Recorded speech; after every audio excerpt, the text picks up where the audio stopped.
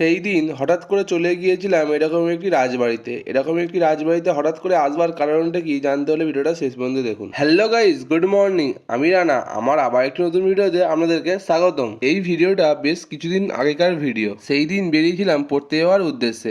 পড়ে বাড়ি ফেরবার সময় ঠিক এরকম একটি রাজবাড়ির মধ্যে প্রবেশ করেছিলাম।